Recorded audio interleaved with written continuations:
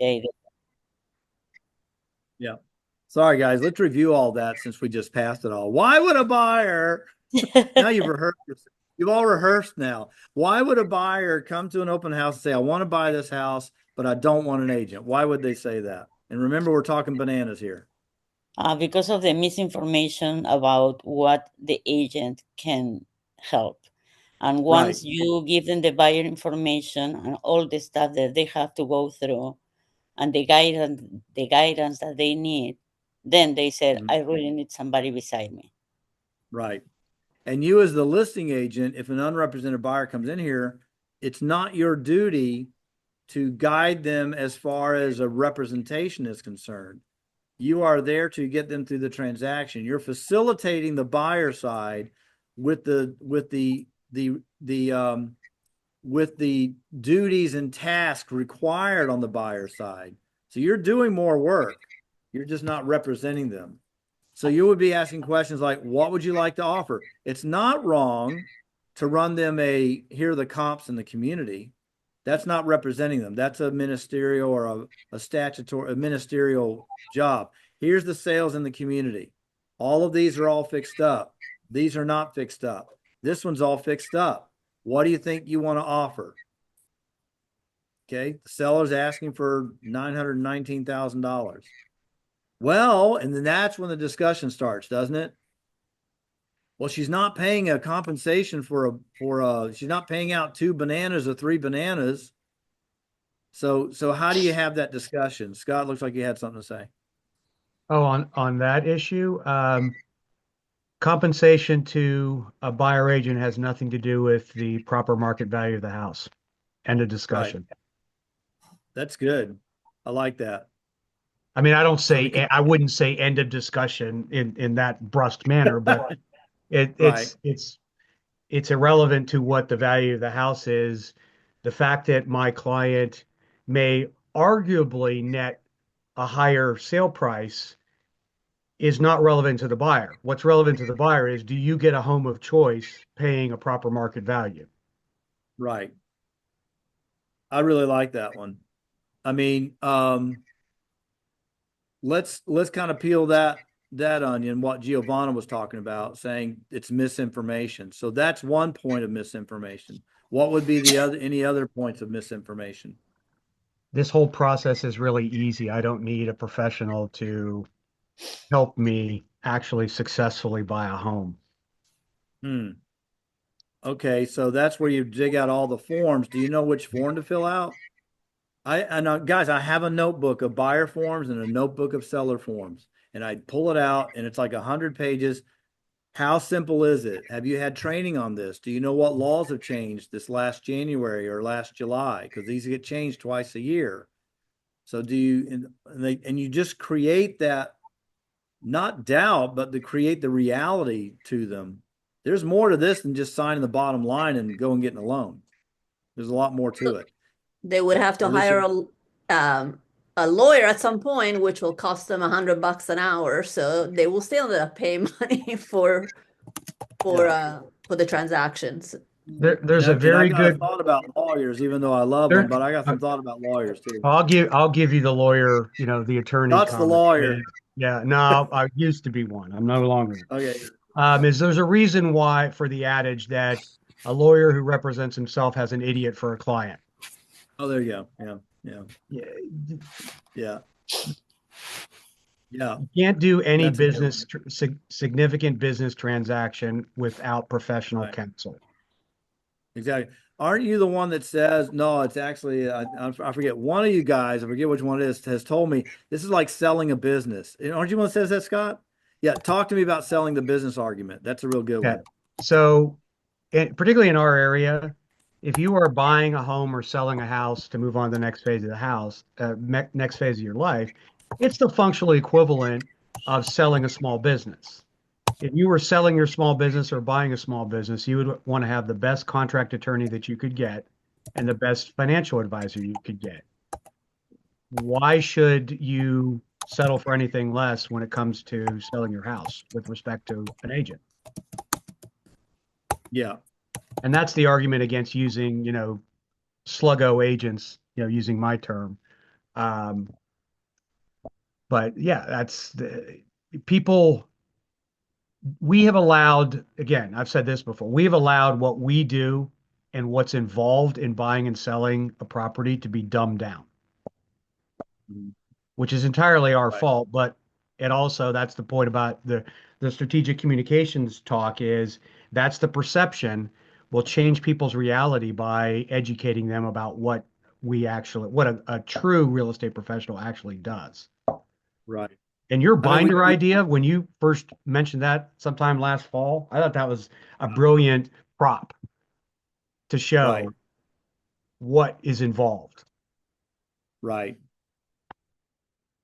I mean, we just had a list on the board here because I'm breaking from the contract class. This time of the season we do that, and we had like what I think 12 documents on the board about the disclosures that are required, the property disclosure that's required by the state, the lead-based paint that's required. There are a lot of forms, Mr. Buyer, that you may not be aware of here. And I would use this same discussion with my seller who is questioning why I should get compensated for putting more hours in. Well, there's a lot on the buyer side that the buyer agent is not here to do that I have to do per my license. And I appreciate that it sounds like that you are paying for it all, but I want to show you what I talk about here on the whiteboard, okay? Can you all see that? Hopefully so. Because I want them to understand where this money's coming from. Because for the seller, it's about I'm paying more money. Okay. And so what I want to show them is where's the money coming from on the closing table? Okay. How much is the buyer putting down here? It's $1 million property. I'm using $1 million because that's the price of our single family homes now. And then I also have math problems, and I can calculate on this easier than I can anything else, right? So how much is the buyer bringing to the table? Customarily, if we've got a 20% down mortgage, help me out here, guys. Make it interactive. 800. 800. They're bringing $200,000 Yeah. The bank's bringing 800,000. down payment. All right, we're down to 800,000. Now, what else where's this money coming from? From the bank. And then I'm going to call on you now, Rob, if you could let me know what's the usual closing cost on $1 million? Like 3%, 2%? I don't know. Let's throw it out there. What's the closing cost on $1 million? Everybody should know this right off the bat. What is the closing cost? He's holding us accountable, y'all. Come on. The 3 to 5. 3%. Go with 3% is the conservative route, but you can tell them it's going to be anywhere between 2.5% to 3% of the sales price every time. Yeah. And this is just their closing cost that they also have to bring to the table of the sales price or of the loan amount? Of the sales price, 3% of the sales price. So we're going to be nice to the seller and say that's another $27,000. So it's $827,000 plus the down payment. They are totaling out at $1,027,000. Okay. So their total that they're bringing to the table is $1,027,000 to buy your house. Okay. They brought all this money to the table. And Mr. or Ms. Seller, what's the first thing they're going to pay from the table? Where's this $1,027,000 going? What's the first thing they're going to pay? The title company is going to send a big check to who? Commission. No. The seller. The The seller to pay No. off the mortgage. Nah, bank. The bank is getting this huge amount of money. They're probably getting like $650,000. So that's the first thing they're going to do. When you bought this house for $750,000, and you put down $100,000, you got a mortgage for $650. They're bringing $1,027,000 to pay off your mortgage. And then they have their closing costs. And then, yes, there's the compensation for the agents. We know that as well. Let's say it's roughly 45 bananas, okay? Or whatever that amount is. So, Mr. Ms. Seller, I appreciate it's coming from your side of the closing document, but really the buyer's the one that's putting all the money on the table. But it's their cash and your equity that's making this happen. Without your equity, without their cash, no one's getting anything. They're not getting a house, and it's the buyer's cash plus your equity. They're liquefying it, pays off, and that's the transaction. That's how it works. So when they are asking for a little bit of money back to help pay their agent, that's part of their closing costs. Does that make sense? Because when you bought, I think that's about the same way it worked for you, correct? Somebody play seller, correct? Is that how it worked for you? Yes, that's how it worked for you. Okay. So this is how I explain this whole thing about who's paying the compensation, who's putting the bananas on the table. Really, it's the buyer. The buyer's bringing all the bananas to the table. And the big swath of bananas is going to the mortgage company to pay it off for the buyer, for the seller. So that's how I start there. And then I talk about the paperwork. And I don't just say paperwork, all the monitoring, paperwork, follow-up, analyzation, all the stuff I bring to the table for a buyer, I'm doing for the buyer, but I'm not representing them, Mr. Ms. Seller. So you want me to do 50% more labor, but not make any more compensation. It seems to me if you went to work tomorrow and the boss said, I need you to work 50% more hours this next month, but I'm only going to pay you the same amount, would you think that would be fair? Now I'm really getting to the nitty gritty. Okay, Anthony, I see that. And we agreed to it. I said 3 bananas and then another one and one more banana if I have an unrepresented buyer. It's saving you money because they don't have an agent with them, but I still have to do the work. That's my argument on that piece. Now, with that said, when you're doing the contract, you have to put on there unrepresented buyer. There's a form for that and that kind of stuff. Yes, sir. So this is not dual agency. This is not dual agency. That's a good question. Why is this not dual agency, y'all? Because you're not representing the There's unrepresented no buyer. agreement between my company and their company, my company and them. If they want an agent, well, I don't have one and we don't do dual agency. I say, let me refer someone to you that can work this for you.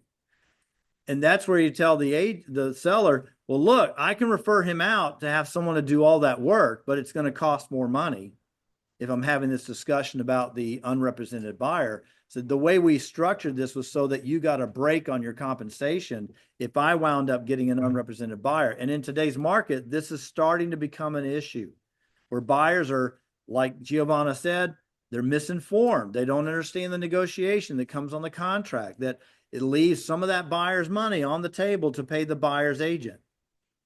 And I'm telling you, this is the way we have to explain this to sellers of the reality of where that money's coming from and how it's being divvied up at closing. It is their equity, but the buyer is cashing out their equity and they want some of that back to help pay their closing costs, which yes, includes compensation. But if I've got to do the work for them because they decide they don't want an agent, I'm willing to take a discount to do their side of the table, but I'm not representing them. I represent you only. That's how I do it. Question. Yes. I noticed, well, I just heard Rob that says that the closing costs are from 2.5 to 3% and vary. But honestly, lately, I haven't seen 3% anymore. It's 3.5. So No. what is the reason? Yeah, he's not talking about compensation for the agent. No. He's talking about. I'm talking about the closing costs. When they say, okay, what is the closing cost? And then he said it's around 2.5 to 3%. But I've noticed that it is I haven't heard in my last transactions. It's not anymore 3%, and I know that sometimes it vary between title companies or. Giovanna, if that's the case, Sure. send me your CDs, because if it's above 3%, then there's something else going on. So, Right? yeah, there's something else. You might be buying points. There might be added additional fees. Just send me offline. Send me those CDs. Let me take a look at them. Thank If you that's so the much. case. Absolutely. Which that's a great segue into Rob coming on, and we're going to talk real quick about that closing document. Okay, when you have a closing document, what does that buyer need to be looking at? And I have forgotten this, Rob, and you can remind me on this. There's a 3-day window they're supposed to get that closing document before closing. And then what are their options when they find something that they don't agree with? Okay. I'm plugging my computer, guys. Hold on. All right. Where to begin with that? Well, let me begin with saying where rates are at right now, guys. We're having another meltdown today. I just got 2 alert to locks today. So if you have people that are purchasing a home right now, make sure that they are locked into their rate, because the rates are tumbling. So conventional rates have already hit 7%. VA is up to 6.5%. So we're back where we started at the beginning of the year. But as quickly as this stuff, as rates went up, one little word about any of this any of the tariff wars, being settled, will bring rates straight back down. So it's going to be a very volatile market while we're in these tariff wars. Now to the CDs. So what's the difference between a CD and an Alta? Somebody, please. CD is just one side of the transaction, and Alta is the combined statement. The CD, the final CD, that is, partially correct, Anya. The CD and the Alta are actually the exact same document and will show the exact same numbers on it. The full CD should have the seller's information as well as the borrower's information. However, between the 2 documents, the easier document to read is definitely the Alta. The closing disclosure that the lender sends out, it is a government regulated document that we have to send out. And I take no ownership of that document because it is sometimes very tough to read.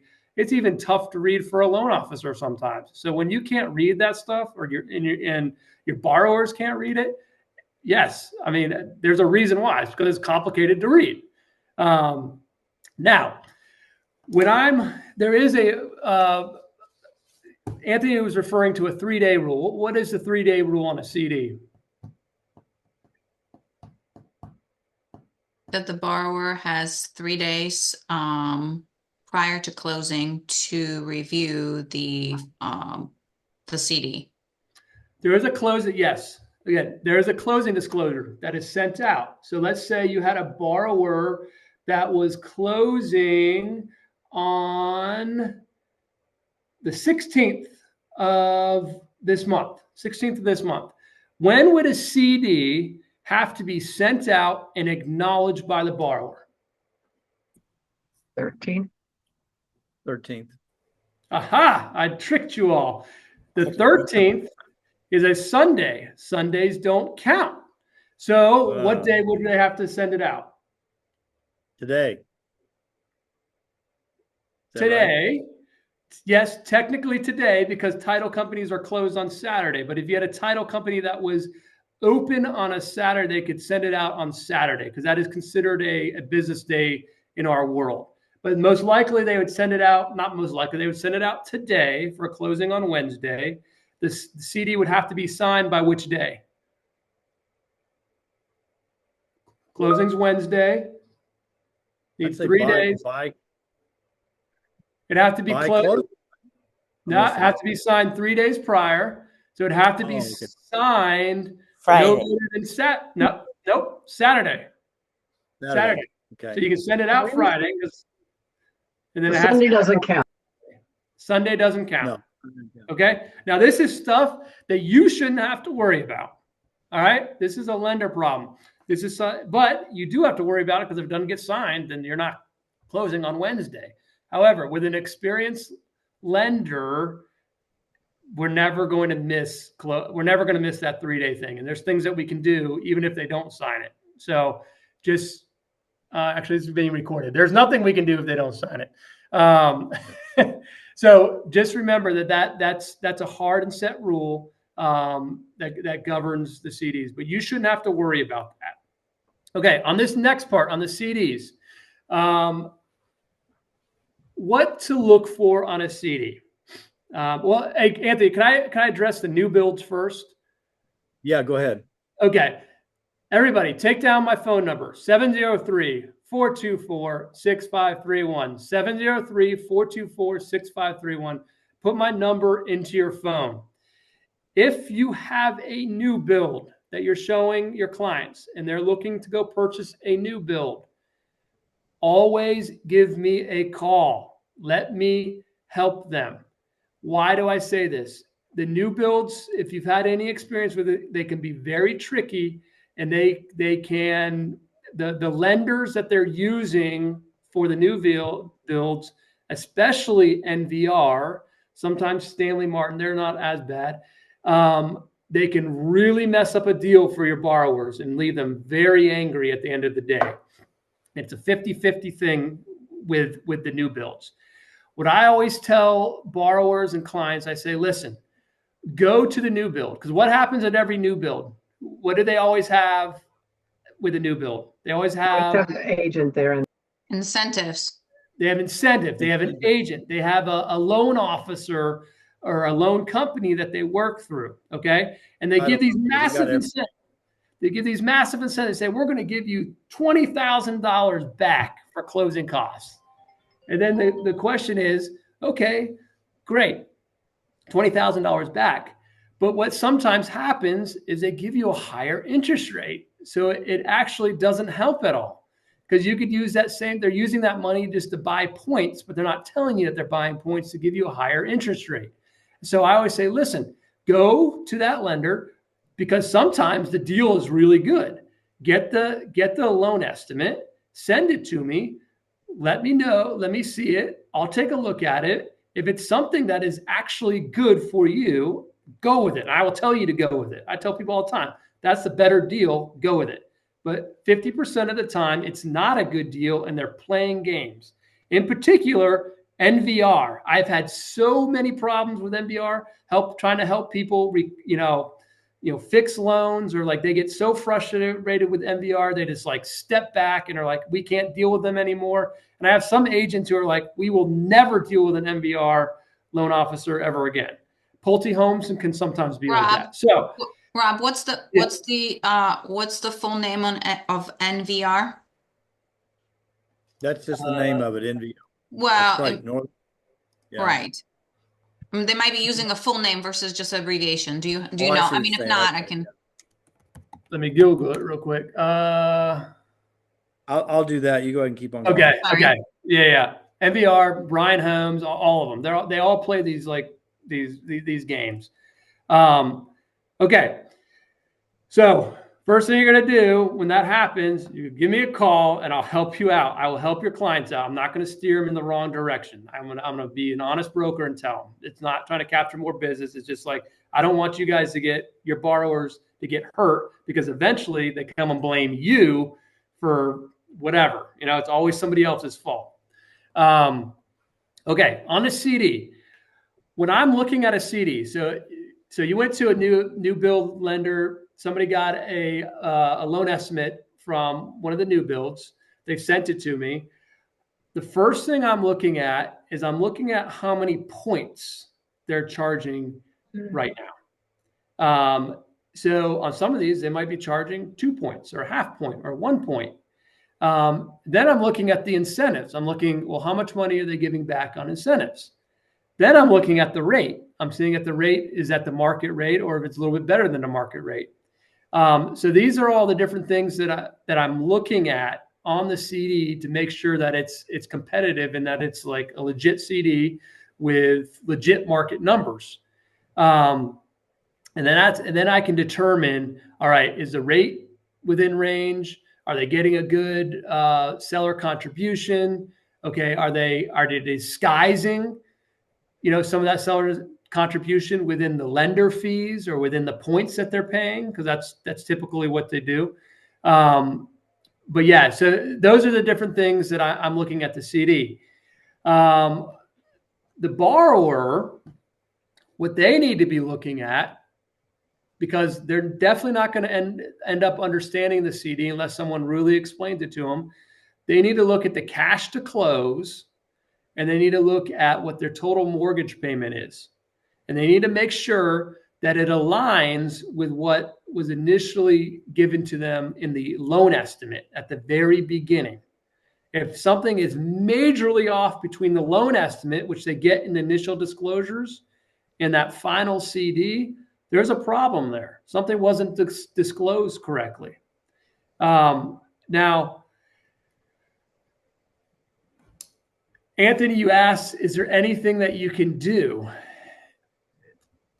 There really is. It boils down to, do you want the house or not? So if somebody was deceptive on that initial loan estimate, and then you get a CD that's not even close to what that initial loan estimate, says, there's not too much that you can do. Now, in my world, for me, if I did something like that, or if I make a mistake of that nature and I don't fix it, I lose clients. I lose realtor's business. I lose borrower's business. I lose all kinds of business. It destroys my business. So I'm like, having a loan estimate at the very beginning match up with a CD. It's very important. And I can't afford to lose business by doing that. Now, a builder, they could care less. They don't care about you. They don't care about the borrower. They care about selling the house. They have people lined up to buy these homes. So they could care less. So when you get into these situations, the best you can do is you're going to have to get aggressive with like an NVR or a Pulte Homes. You're going to have to get aggressive, Ryan Homes. You have to get aggressive with them and say, listen, you need to rectify this, or I'm going to go to the CFPB. Now, the CFPB has lost a lot of power recently, so they're not as, people aren't as afraid of them, as they used to be. But that is a route to file a complaint through CFPB. And the whole loan industry, we know about these builders. These builders are out of control, and there's nothing that's really stopping them right now. But there really is not an answer to when somebody does that to you. For you all, if it's a regular purchase, you just are never going to use that lender again. But on a new home build, it's either, do they like the house? Are they going to come up with the extra cash? Are they going to come up with the extra payment? Or are they going to walk away? And it leaves a lot of people very angry at the end of the whole deal. So hopefully I answered your question, Anthony. Yeah, that's good.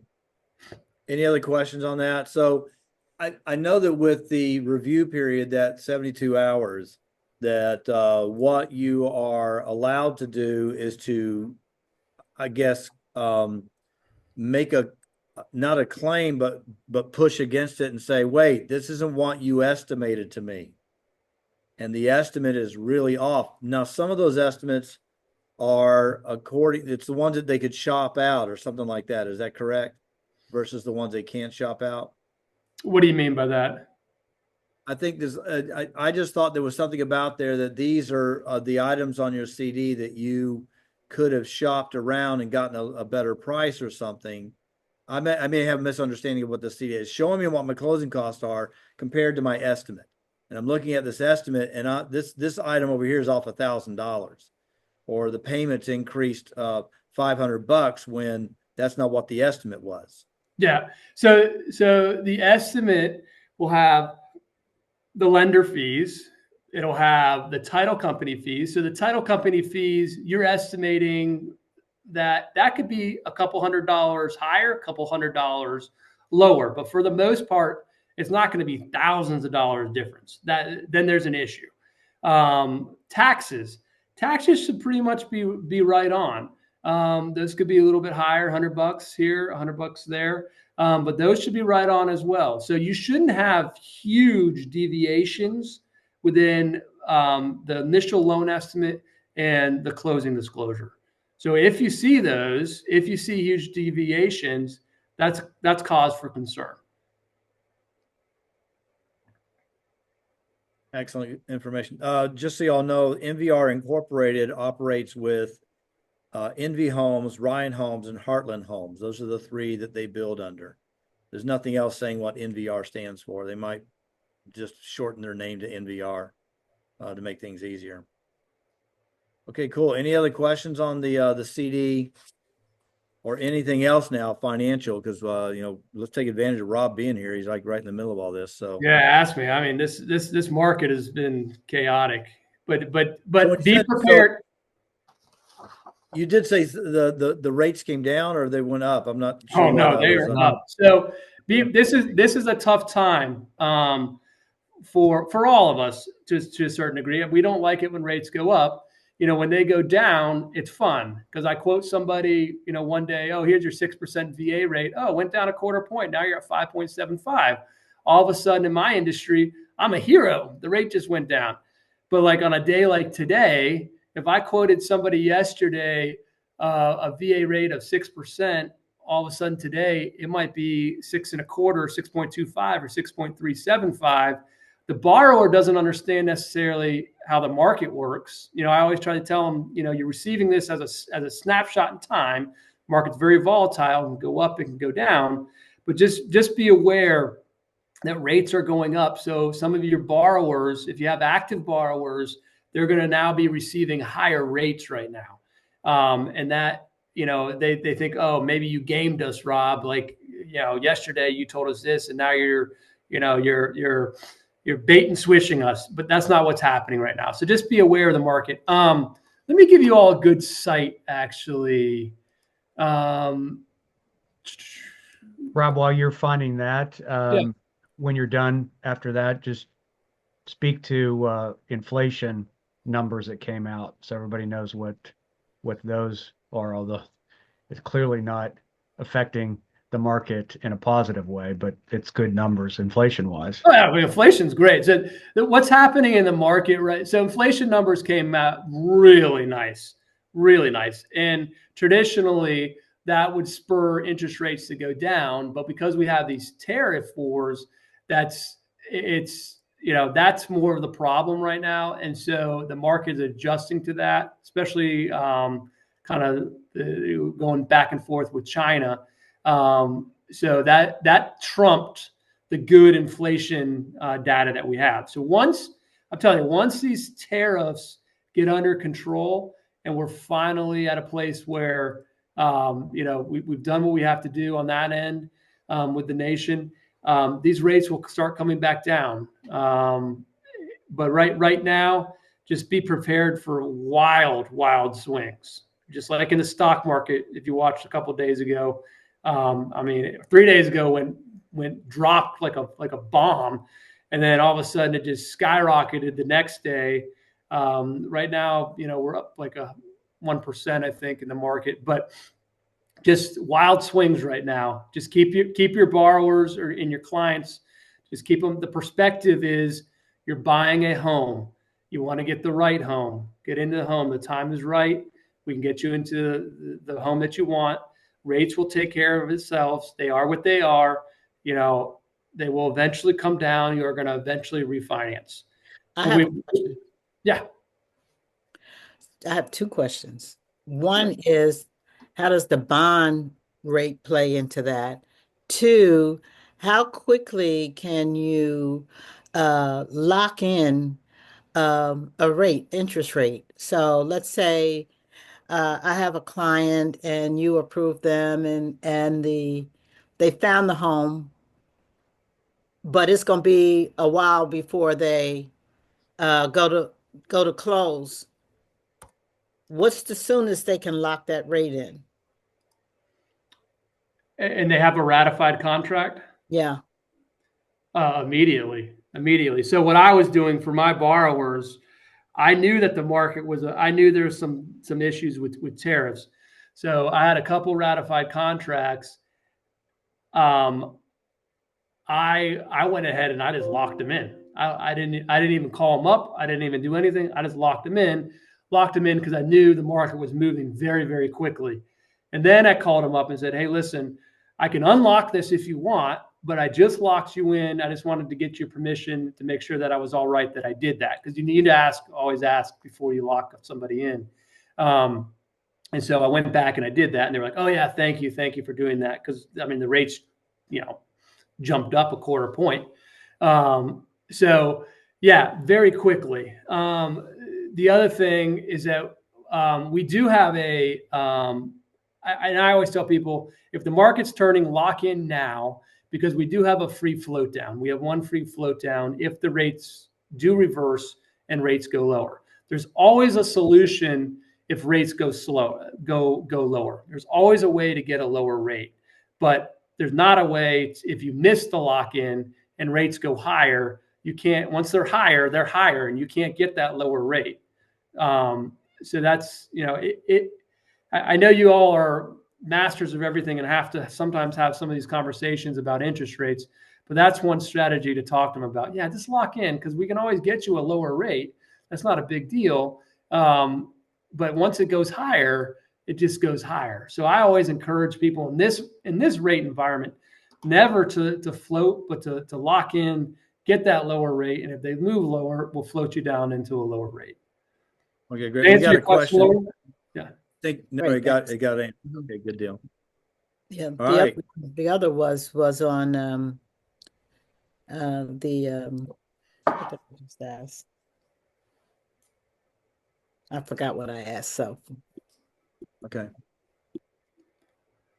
Oh, I know what it was. The bond rate. Oh yeah. What about it? Right. What's the question, Laura, on the bond market? Okay, so you were talking earlier about inflation, etc., and why it's up. I do know that the bond Inflation's down, Laura. Inflation is down. A lot of stuff, whether because that tells us what we're paying in terms of our interest rate, the government, right, on the money that they borrow. So that can also affect the rate and the whole overall picture more than anything else, the bond rate, I understand. Yeah, so we get interest rates from the bond market, but the bond market is influenced by a couple of things. Throw it out there. What influences rates? We talked about one of them just a minute ago. Throwing it out there. Yeah. Inflation. Okay, what else? Tariffs. Tariffs. Yeah, well, yeah. That one's front and center right now. What else influences rates? Because your clients are going to ask you this. What influences rates? What else? Anybody? The market itself, right? No. Give me something. Give me something concrete.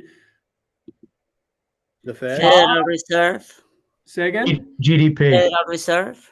Yeah. Okay. Yep. So GDP, from the sense that if you have negative GDP, what's going to happen to rates? Unemployment number. Okay, so unemployment's going to go up, right? Negative GDP means unemployment's going to go up, job losses.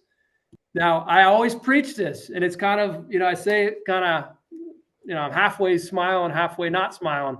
I always say, I love it when the jobless claims go up, right? I love it when we're in negative GDP status. I love this stuff when inflation's like good and going down. I love it all. Why do I love it? Why? Why am I happy about it? The economy's slowing down. Economy's slowing. Yes, the economy is slowing down. I'm so psyched. And you all are looking at me. You're crazy, Rob. But why am I excited if that happens? Rates go down. Why do the rates go down? To stimulate the to stabilize the market. Who's going to stimulate the economy? The buyers and sellers. No, the Fed. The Fed. Okay. Once the Fed sees that we're negative GDP, sees that unemployment's going down, sees that the inflation is level. In order to stimulate the economy, they'll start cutting rates. And once they start cutting rates, you watch the boom is going to come. There's a lot of people just want these rates to be cut right now because a lot of people took out, especially the builders, especially commercial real estate right now. They're stuck. They're stuck right now because usually those loans that they take are ARM loans and they're adjusting into these higher rates. And they took them at like 2% rates, 3% rates. And now they're doubling up. So there's a lot of people who are in trouble right now. And so we are all looking forward to these rates going down. Now we don't look at this as something that's good going into recession or any of that stuff for the whole economy. We don't like to see that. We don't like to see people lose jobs. We don't like any of that. But rates will go down during a recession. Yeah, I mean, to come back to the rates, I mean, there was a reason we had these 2 to 3 and 4% rates back during COVID. It was because they knew we've got to stimulate the economy. We've got to get home sales up, because with a home sale, what happens after someone buys a house? You guys know, what do? Go to Home Depot. Yeah. Yeah. They start buying paint, Start buying carpet, furniture and drapery. stuff.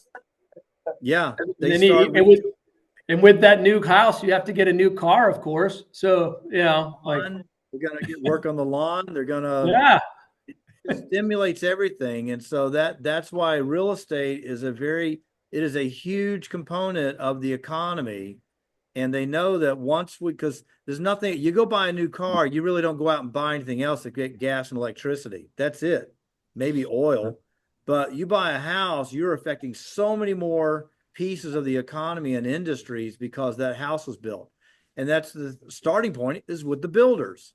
They're hiring everything to put the house up, and then they've got the insurance products, they've got the appliance industry, the carpeting, the wood, the nuts and bolts and the sod, and then when people buy a resale house, it's almost the exact same thing. So when those rates come down, it just foments all of that activity and really pulls that economy out of the drudge.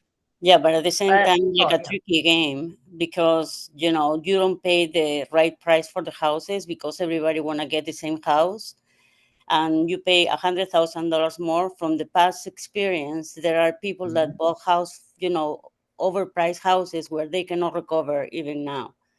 They cannot see any equity. So it's like a tricky game of the Fed always. Yeah, it's got the plus and the minus sides of it. I think what we're seeing right now is at least in our area. There may be other areas that are a little bit different. In our area, an unemployment rate to rise, which we have historically stayed at 2 and 3% for decades in our area, and we've eaten up all the inventory, and there's just nothing left because people are like, I got my low interest rate. Why would I move? Why would I move? There's nowhere else to go unless I'm moving out of town. And so this shift in the job market is what will get some people back on the dime. Okay, I need to put my house on the market, or mom and dad have come to live with me, or we've had more kids, or something like that. But that overall market, interest rates aren't regional. They're nationwide. And so that's why it's the biggest piece of the pie to get that real estate market going across the country. Anyway, thanks so much. This is a lot of good information. We do have another segment coming up at noon here in the Kingstowne office. We got a lunch and learn with Universal Title, and they're setting up now. And it's going to be a repeat of yesterday's escalation clause. I'll have it on here on kwunitedtraining.com so you can at least hear it. So while we're eating whatever sandwiches we got, we're going to take a break. You guys go fix your spaghetti or whatever and come back to the screen, and we're going to have some really good stuff. But thanks so much, Rob. This was really informative, and we really appreciate you coming out and doing this for us. All right, folks, I'm going to silence everything, but we'll keep it going. Yeah, Scott, you have one last thing? Just for future discussion point, we need to look in at what the shakeout is of Zillow's announcement yesterday. Okay, that's another announcement I missed. Yeah, I got to see that one.